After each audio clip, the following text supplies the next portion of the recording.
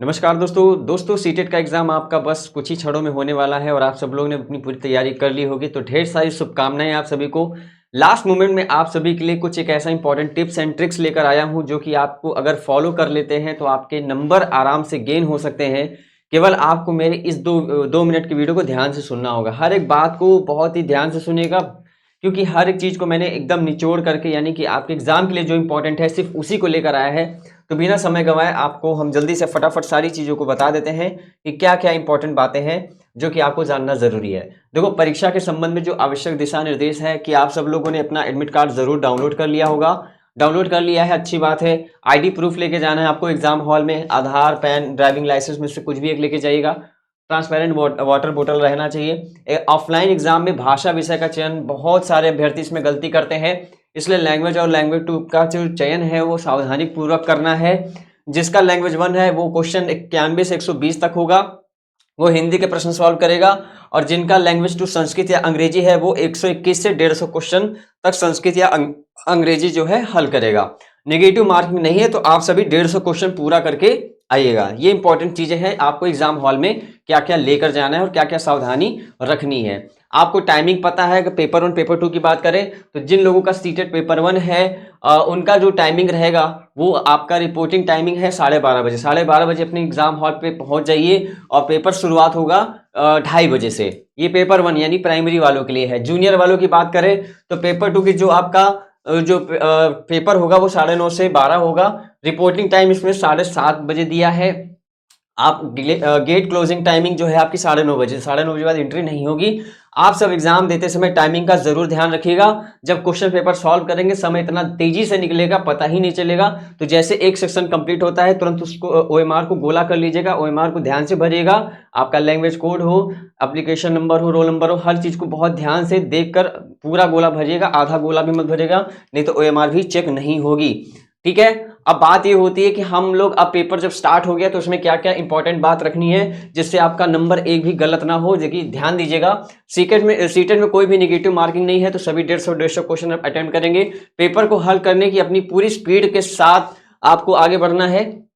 कोई भी सवाल आपका ऐसा ना हो कि आप ओएमआर ना भर पाए हो। मतलब ऐसा ना हो कि आप पूरा पेपर तो कर लिए लेकिन ओएमआर ही नहीं भर पा रहे।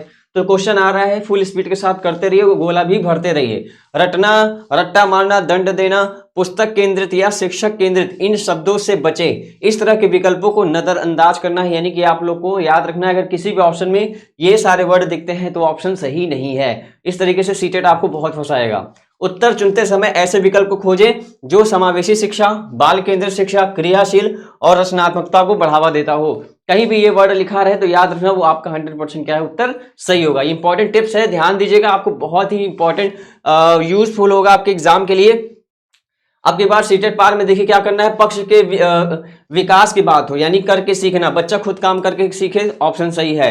हस्तपरक अनुभव, हाथों से की गई गतिविधि, सही होगा। जिज्ञासा, बच्चे के सवालों को बढ़ावा देना, ये सब सही होगा। त्रुटियां, इन्हें सीखने का एक हिस्सा मानना न कि कमजोरी, ये कहीं दिख जाए आप लोग हमेशा इसको सही टिक करके आइएगा। समावेशी शिक्षा से क्या क्वेश्चन आएगा, सबको साथ लेकर चलना, ये समावेशी शिक्षा में आता है। दृश्य श्रव्य सामग्री, अलग अलग तरह के टूल्स का उपयोग करना दृश्य श्रव्य सामग्री में आता है। तो ये सब आपको फंसाने वाले प्रश्न होते हैं जो कि आप लोग कंफ्यूज हो जाते हो, गलत लगा देते हो, ध्यान देना।